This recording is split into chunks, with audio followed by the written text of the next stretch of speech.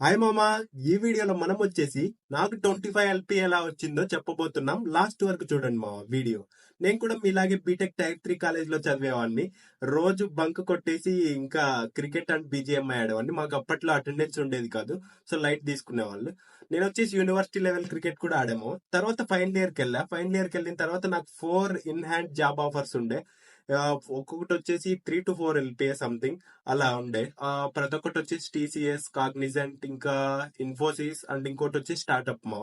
ఇంకా తర్వాత నేను మా సీనియర్ అక్కని అడిగా, జాబ్కి వెళ్ళడం బెటర్ ఇంకా లేకపోతే గేట్కి వెళ్ళడం బెటర్. అప్పుడు ఆ అకౌంట్ వేసి 3 to 4 LPA జాబ్ అంతా వేస్ట్, నువ్వు మంచి స్కిల్స్ గెయిన్ చేయాలనుకుంటే గేట్కి వెళ్ళిపో అన్నట్టు చెప్పింది. నేను ఇంకా ఫైనల్ ఇయర్ స్టార్టింగ్ లో వచ్చేసి గేట్ స్టార్ట్ చేసాం మామ.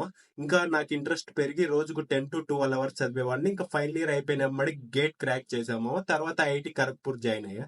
ఐఐటి ఖరగ్పూర్ జాయిన్ అయిన తర్వాత నేను ఏ స్కిల్స్ నేర్చుకున్నాను నెక్స్ట్ వీడియోలో చెప్తాము.